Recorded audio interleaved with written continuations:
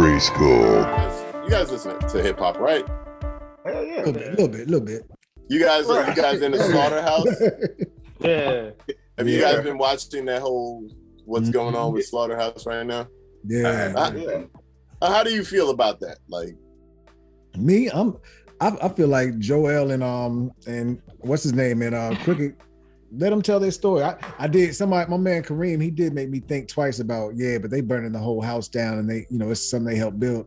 At first I was like, yo, they just telling their side of the story, but I did have to think twice about the burning the shit down. So that if you ever did want to reconcile, there's nothing to go back to. So, I mean, I'm cool with the story being told. I just don't. I'm interested, but I don't know. Q had, like, he told me, he said, because I was like, damn, I was watching that shit, and it's just me, and I'm not saying I know Royce like super well, like I'm not his best friend or anything, but like Slim Shady days, I hung around him a little bit, but this was Royce when he was drinking. Royce ain't ever do nothing. He was never anything but cool to me, but I've heard other people talk and say, they'll be like, oh, Royce, and obviously that was when he was drinking, he was on his shit. But now, like, I see the guy and he's sharp. He's sharp as fuck. You know what I mean? Admirably so. But when I watch the interview, it's one of those things where he's the robot. He's the robot in the room. Joe Budden, Joe Budden he's something else. He's interesting. You're not gonna get a dull moment. I love Joe Budden because he just has this straight face, and he just like somehow manages to go elsewhere, straight face the whole time. You know what I mean? And Royce just be sitting there like, I mean, very cool, calm, and collected. And then Q had a point where he's like, sometimes he might be dead ass wrong, but he just played cool like that, and he make you think the other person wrong. And I was like, But I was watching the exchange, so this was the robot side of me. Like what Royce did is how I would have did it. I'd have been like, okay, when did I say that? Who was on the call? What was the call? And I noticed Joell Ortiz had a hard, like, he was not sticking to the fucking program. You know what I mean? So if I'm just watching this, and I have to take into account, like, I don't know their history. Like, Joell, like he said, he's not a social media dude. He might have been a little frazzled by the fact that, damn, dog, this is the only way I can talk to both of y'all is on this shit. Yeah. You know what I mean? I agree. Like, I feel him on that. Like, I'm like, dog, don't talk to me about no real shit in front of an audience. Everybody. Yeah. You know what I mean? Like, but then again, I think, you should know enough to be like, hey, what up, y'all? Oh, yeah, we can talk about this offline. All right. Cool. How y'all doing? All right, bye. Okay. You know what I mean? But these guys, I don't know, man. I watched that whole shit. I don't know what's going on. I don't know the history, Crooked is like, oh, he chose Joe again. And I'm like, I don't, it sounds like y'all don't talk to each other. That's what I gathered. Yeah. It sounds like y'all really don't. I think in some relationships, whether romantic or just friendship, platonic or otherwise, people, they butt heads with each other so much that they just get to a place where they just try to avoid butting heads. And information doesn't cross the threshold because of trying to avoid butting heads. That's right. And they do this dance around each other, you know what I mean? And I think they probably got to a point where there was a whole lot of dancing. And there's a whole lot of lack of information being exchanged. Right. Now me, I ain't never been in no position like that. Like, I don't know if I want to make it. A tell-all book about no shit. I don't know. Like, I don't know, dog. You know what I mean? Like, people, like you asked me about the book. People, they want to hear. They want to like, yo, SKAM, tell some of these stories. Like, I'm like, the way I am is the motherfuckers I got real problems with. I want to talk to you. I want to look you in the eyes. I want to, you know what I'm saying? We're going to talk like that. I don't, you know what I'm saying? That shit ain't for the world to hear or whatever have you. And I'm just from a different, you know what I mean? Like, I'm not like no I ain't no gangster. I ain't no, yo, nigga, I'll fuck you up. You know what I mean? That's not me. Like, that's not saying I would never hurt somebody if I had to, or, you know, I would just not do anything. But what I'm saying is, like, that's not the way I present myself to the world. That's not my attitude. But I've never been you scared to talk. Don't speak for yourself. You know what I mean? I've never been that dude. Like, I remember being young and just, there have been some industry people that I've heard, you got an issue with me. And when I was a teenager, I honestly just thought I could fight anybody. Like, I would tell grown ass men, like, nigga, I'll fuck you up. What? They be like 30 something years old. I was like 17. Fuck you, motherfucker. You ain't gonna do shit. I've had people like put guns on the table in like Burger King, and I'll be like, so what? What you gonna shoot me in front of all these people? people, you know, like make sure they see you and shit. Yeah, right. So yeah, the guy with the gun, he just put it on the table. Real tough guy. But I think like with Slaughterhouse, it's kind of like, you know how people go to New York, and, like, the place of big dreams, or LA, and they go there with certain intentions, and usually you always get what your intention is. Like, I'm listening to your experience to New York versus my experience to New York on a different note, you know what I'm saying? But it was the same thing. My friend of mine wanted to get me in New York to get the MCing going and rapping going, but it was on an underground type of tip. You know what I'm saying? Yeah. So my experience was like, okay, like you were saying, you was in historic places. Well, I felt like I was in a historic place as far as what that thing had to offer. From what I saw, it was still advanced hood. I was in Jamaica, Queens, so it was really advanced hood stuff that I wasn't privy to in Chicago.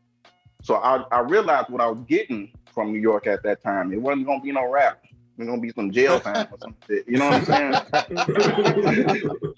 So I had to reconfigure and come back to Chicago to get back to my rap, to who I truly am. Because I'm not going to New York to get the rap at that point, not on that ticket. So I said that because I think that's what Slaughterhouse kind of ended up. They really didn't know what they were getting into, but they got what they were supposed to get. Joe with Spotify, you know, and Joell, this is going to be their ticket. Foreclosure. It's a good play on a Slaughterhouse. I mean, I watched when they had the MC, they had the actual Slaughterhouse, and they had all MCs there and MCs rapping, and then they judged it at the end. It was a good play on it. So them coming with the Foreclosure, it's a good play on it, and I think they should let them have that. I think Royce and Joe should let them have that. Is that what the name of that album is? Foreclosure? It's one of the songs or the album, something like that. It's a song. I think the album is called Foreclosure. Yeah, and it's FOUR too. The way they do whoa! All the imagery is like the house. Great play. The visuals is like the house getting fucked up and the house being burned down and shit like that. So yeah. They have to let those guys have that, especially Crooked, and you know what I'm saying. That's a great play. That's a great play. I think Joe Budden fucked it up bad enough that let them eat, because they the two that they're eating the least off for everything, man. Royce and Joe are both good. Joell, I think still grinding, man. With the level that all of those guys can write on, I think what would have been like truly amazing is if, even grievances and all, if they were able to be like, well, let's all tell our stories. Ooh, even if it's against each other. Well, like, you know, obviously have a threshold for where you're going to go with it. Right. And I think just creatively, that's to do it in that surrounding where y'all could really hear what the other motherfucker might have been thinking of going through, like that could have been some shit. Yeah. You have to man up and listen too. Yeah. Yeah, like, but that's that's easy to say. That could have made some good music too. Yeah, Bro, not good music. Bro, that could have been like, that could have been the template. Like, nigga, y'all niggas got problems? You just do that Slaughterhouse album. Yeah. Like, make an album, and then if y'all motherfuckers have a better understanding of each other by the end of y'all listening to each other's shit, make a couple songs after that. So let me ask, because I haven't seen it. I haven't really followed it like that. I know about it just because people talk about it, whatever. So is Royce for or against this? It seems like Royce and Joe are against. And that's it. And like it's Crooked and Joell. Because as much shit as Royce like has put out there in his previous albums about like his personal life, you would think he would get it and actually support that and want to be a part of it, honestly. Well, I think that if I only watched it from where Joell Ortiz came on. I didn't watch like what Royce and Joe Budden were talking about, and I guess I don't know how much I would have really got from that because they're kind of on the same side with shit. It seemed like. Right. So when Joell came, I just heard somebody say that Joe Budden told this dude to suck his dick. Yeah. Or, you know what I'm saying? And I was like, what? For real? That's where it all went wrong. Yeah, and you know. Now you can't fix that. That conversation I've seen and I've had with people, but it was, it's easy for us to come in and judge Joell Ortiz in that moment. I don't know his demeanor. I don't know if this is if this was uncomfortably not who he normally is. But he kept saying, "Yo, this is not my thing. This social media thing is not mine. This live thing is not mine. For me to even be on here, that's right. For me, he was really putting it out there like, yo, this isn't how I want to do things." And Joe was baiting him, man. It was pretty bad, man. It was.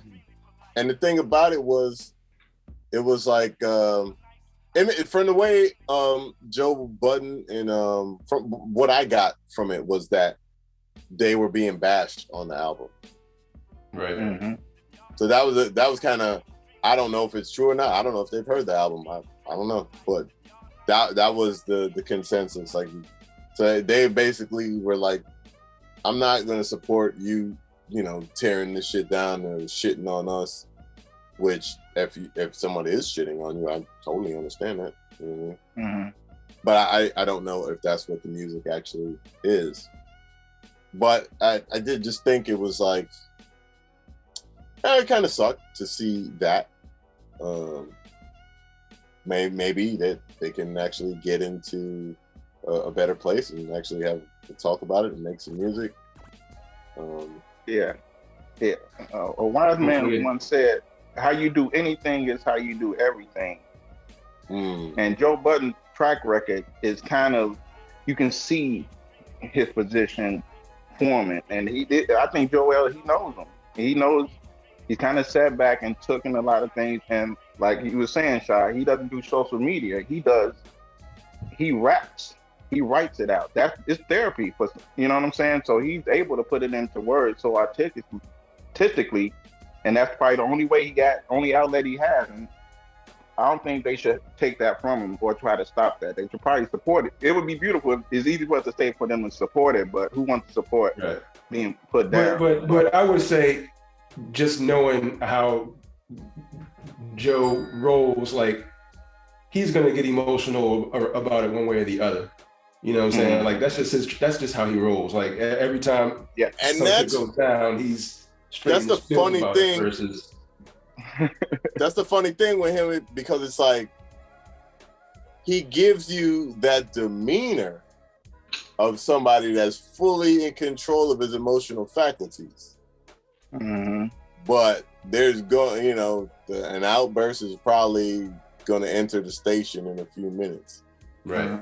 But he just does it so straight faced. Right. Like it's amazing. I'd be like, this guy is hilarious. This is amazing. Serenity now, insanity later. You know what I'm saying? Like, and that's what, yo, bro, I can't do it. Like, I don't want, like, I don't want to have those deep conversations on air.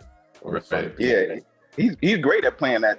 I'm not playing it. He's great at being himself, I should say. But he's great, like you're saying, he's great playing that role of being interested, kind of reel you in, and still like be able to chop your head off in your face and put you in a disposition. That's more Royce though than Joe. I think Joe is just in the feels.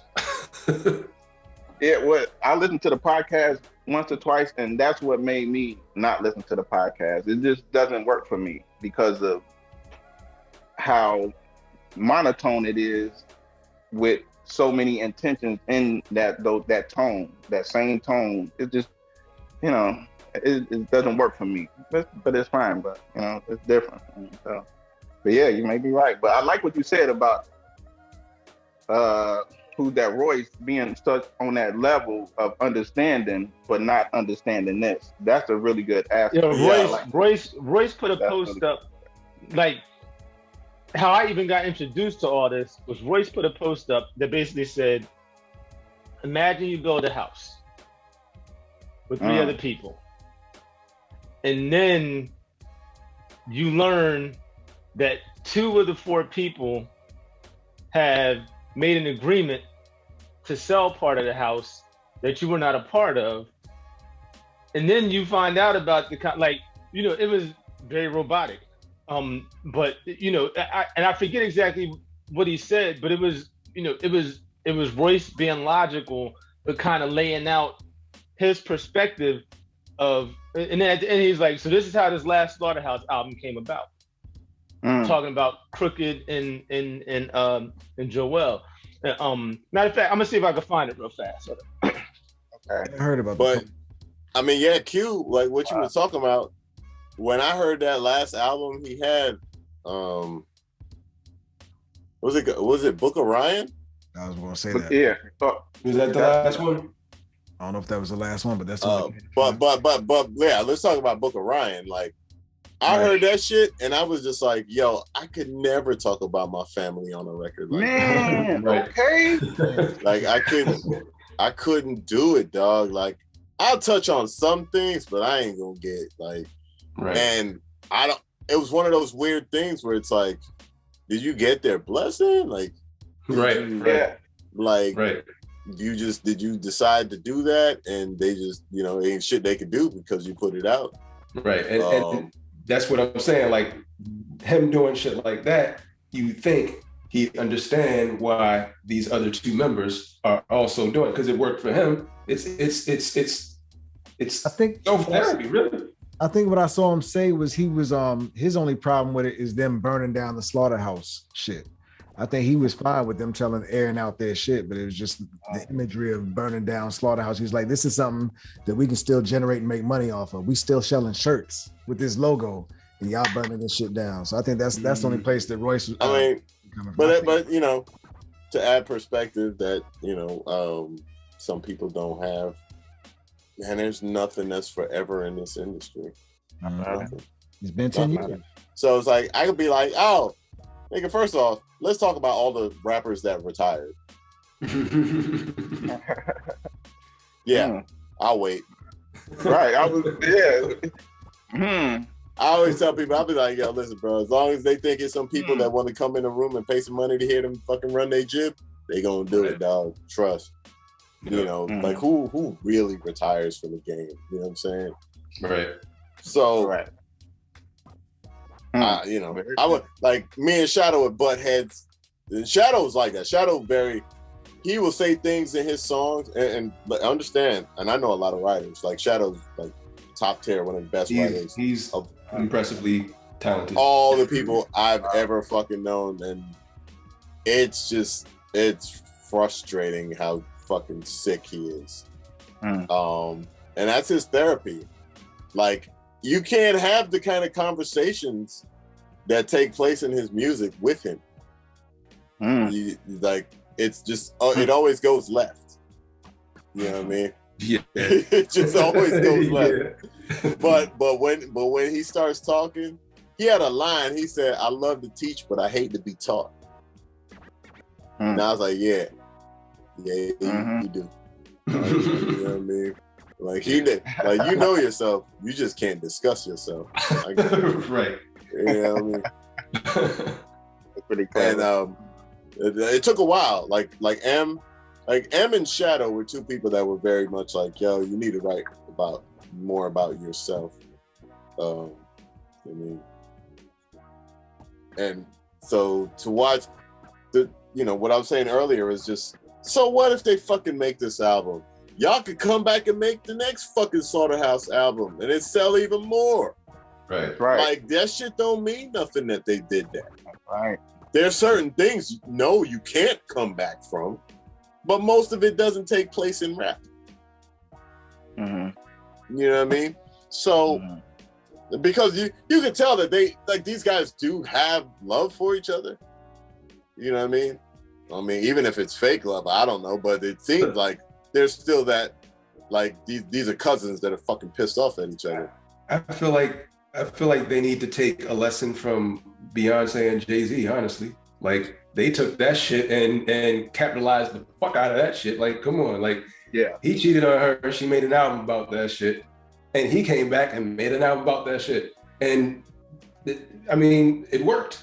You ever watch that show, The Affair? Yeah. Any of you guys ever watch that? Nah. The show is the movie. It's on Showtime. It's a show. Okay. Well, so The Affair was like basically multiple perspective of the same events.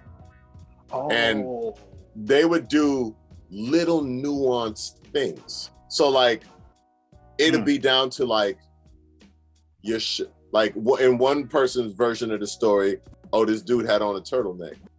And in the other, it's the same scene. We're acting out the same scene, but just little things are different. And he doesn't have a turtleneck, he's got a button up. You know? Or he was like, one person came in was like, yo, and their version of how they perceived them talking to the person, yo man, how you doing? I'm a little hungry, so how long is it gonna take you? All right, well, I'm gonna go Now, you watch the other person's version of that story is, motherfucker came in, damn motherfucker, how long y'all taking? I'm hungry as fuck, man. Right. Y'all bullshit. That's ill. Okay. You know what I'm saying? And that's how that shit be. That's the shit we be talking about. Like, memory is a motherfucker. So memory mixed with emotion is the double motherfucker. So it's like, ain't real. You know what I mean? That's just gonna reshape the experience. Right. And this is often the thing with men and women. You know what I mean? Because they remember how they felt about the experience more so than actually what happened. So Amen. I would like to see the part 2 to that, the Royce and Joe Budden version of that same story. Right. You know what I'm saying? Yeah, hell yeah. So and it would sell more. Like it would like they sell more merch off that shit. Like it I don't know. Like like generate a fake beef. Like fuck it. like Yes. Yeah, why not? Like so many people are talking about this. You know, I don't like to see these people. I don't like to see anybody really get going about it, because one, I don't need to know that much about your personal shit. You know what I mean? That ain't my business. I don't give a fuck. You know what I mean? But people love reality TV, so there's that. There's one more element to this too that I forgot about that might be important too. Is you know, Joe's been saying he's been retired this whole 10 years or however long. So Crooked and Joell was saying, Joe ain't even gonna rhyme no more. He's retired. He ain't even rhyming. So, you know, we can do a 3-man group thing. But Royce is saying he was on the verge of having Joe back to rhyming. And I heard one thing where Joe was saying he even went out to Detroit, or he was gonna go out there to start warming up and or whatever. So I think Royce and Joe's frustration might be that, we were about to do this. We were about to say yes. We were just playing long chess or whatever. I don't know. Something else to consider. Though. Yeah, and then there's some other thing they kept talking about, some deal, and I don't know, a bunch of shit. But yeah, I hate to see. I think it's funny. Like I think like Royce and Joe Budden had Joell Ortiz at a disadvantage because those guys they are very used to getting on in front of a camera and dealing with whatever the fuck it is. There we go. Yeah, like they are vets of that shit, and Joell, he's like, he might have been pretty frazzled or whatever have you, and I'm curious to see what this album's about. And where's Crooked in all of this? Like I haven't. Oh no, Crooked came. He had a video. Like if you watch the video of it, it's on YouTube. Then one of the follow-up videos is going to be the Crooked Eye video. He made a response to it, but it just seemed like one of the key takeaways I got from it was just like, oh, well, Royce chose Joe again. You know what I mean? So I guess this is not a new thing. Like, so for them, it's like the whole thing where he was like, I'm not going to do it if it's a three-man thing.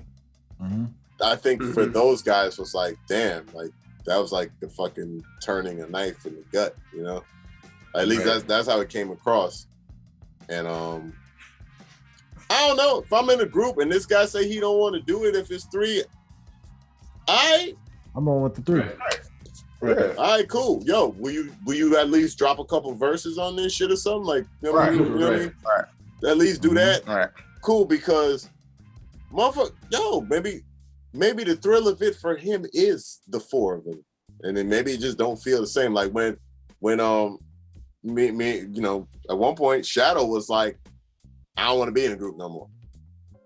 Now, when you a 2-man group, that's a big deal. Right. That's a big deal when the other person's like, yo, I don't want to do this anymore. And I'm like, and I didn't want to be a solo artist, but I didn't have a choice. But now, now if you talk to me, I'm like, I can't even see myself in a group. Right. You know what I'm saying? Now I'm like, a group? What? Nah. Fuck that. You know what I mean? I don't want to hear nobody's shit about nothing. Damn, so you started out as a group as a group with Shadow? Yeah. I started like rapping with Shadow when I want to say maybe 10th grade. 9th, 10th grade. You know what I'm saying? Wow. Yeah. Give it the name of the group? Old World Disorder. Oh wow. Old World Disorder. Yeah. Oh, that's dope. So, yeah, 365 was our first single, but Shadow wasn't on it. Like he was on the other side. We had a song called Shy Halud. 365. That's right with what's the name on it, right? Yeah, with M on it. Yeah. Yeah, we were on my cousin's label, Beyond Real. So that was like Krim and DJ Spinner. Okay. I heard that joint today, man. That joint's dope, man. Yeah, thanks, man. Yeah. So yeah, when that shit, I was like, but like you said, like sometimes that's where you end up where you need to be. So when that happened, I was like, well, I don't know how I feel about just rapping. So that's why I was like, I really like rock. I want to do rock shit. So I just started fucking with the rock shit. And it took hella long to even get to a place where I was actually doing shit kind of how I wanted to. And, now it's like I'm producing my own shit, the rock shit, the way I want to do it. All right. But I wouldn't have got there. I would, probably wouldn't have got there if we were still a group. Right. We had, and I understand a lot of those issues, man. Shadow moves very differently than how I do. Sometimes he moves different than most people. Yeah, like if you know the two of us, you might be like, how the fuck are y'all in a group? Like, yo, we had a notorious reputation for having fights in studio sessions. Damn. Oh yeah, like we had so many sessions that got just like deaded because we got into arguments. My mic! Stop it! That's my couch! You know? Your couch. Yeah, like. Is that my pen? That's my motherfucker. Give me my pen. That's a motherfucking pen. Damn. And when I got older, though, I was just like, all right, well, it seems that when you go off on your own, you come back with this amazing ass music. So how about this? All right, we're going to work on the song. Here, you go record it, and you come back. I was just, you do what you do, because apparently when you're left unsupervised, you do great things. All right, go ahead. You know what I'm saying? For whatever the fuck reason. So yeah, man, you know, for those guys, they might have took that. They seem to have taken that shit a different way than I might have took it. You know, but I don't know all the ins and outs. Right. Yeah. So when I'm faced with situations, man, because I said this in a song, crisis gonna always come. Bullshit ain't never done. Resonate with dissonance and I don't vibe with anyone. And there's always gonna be some shit. There's never not gonna be some shit. Enjoy whatever good shit's happening, because there's some bullshit right around the corner about a dick slap. Like, just enjoy it, you know? All right. Might as well hit that corner with them motherfucking fists. You know what I'm saying? Like, Anybody there? They like this fucking going crazy. Swinging at there. Wow. Yeah. Wow. I just want to, man, there was a feeling I got from listening to rap. Certain point, like when I just heard somebody just being fucking nasty, like, you know, you get the doodoo face, you know? That's the highest honor you can get in rap. It's the doodoo face. You know? But when you get to a certain level and you're good with, like, I don't know what it's like for like, let's say someone like Royce. Like, I wonder, do you enjoy listening to rap? Right. Because you rap better than like everybody. Yes. He can rap however he wants to rap. You know what I mean? So, like, if he's doing some super duper lyrical acrobatic shit, that's because that's what he wants to do. But then he can turn around and just be super in the pocket and ride any rhythm, however the fuck you want to do 3, 4, 6, 8s. You know, he could do that too. Do you enjoy it? I know for me, I listen to a lot of shit, and some shit I'd be like, oh, that's kind of hot. And it's so much music now, like I can hear something and be like, oh man, this is fucking fire. I'll forget the name of the song by tomorrow. Like I'm gonna be sitting up every night asking my mom, when's daddy coming home, you know? Who needs him? Hey, he wasn't there to teach me how to shoot my first basket, but I learned, didn't I? Hey, I got pretty damn good at it too, didn't I, Uncle Phil? Got through my first day without him, right? I learned how to drive, I learned how to shave, I learned how to fight without him. I had 14 great birthdays without him. He never even sent me a damn card. To hell with him! His life goes on. He's not supposed to be here for you. You're supposed to be here for him. You get off my back. You think I want this? It just happened. I remember as a kid thinking why he wasn't there for me. Getting gassed by society telling me how to think. As a shorty, I was taught about family and how it had to be. If daddy's not there, he's just a deadbeat. I struggled through the years to find the words to say. Emotions be going crazy, hard to conversate. Do I speak or let my fist loose to your face? That was the old me. I didn't know your side of the story, so I recruited my team of father figures. Some married, some made it work as co-parents. Had to see it from both sides to help me analyze the guy within you and help me understand your point of view. You're human with the soul, I know that to be true. I know you put me on this earth, so I owe it to you. I gotta know exactly what really happened. No matter how graphic, I need closure. These thoughts was mad tragic. News is my outlet, so I speak through it. It's also when I speak the truest, so please understand where I'm coming from. I dug deep to say this. If you relate, then add me on your playlist. Musical therapy. I'm sorry. If there was something that I... Hey, you know what? You ain't got to do nothing, Uncle Phil. Hey, you know, ain't like I'm still 5 years old, you know? Ain't like I'm gonna be sitting up every night asking my mom, when's daddy coming home, you know?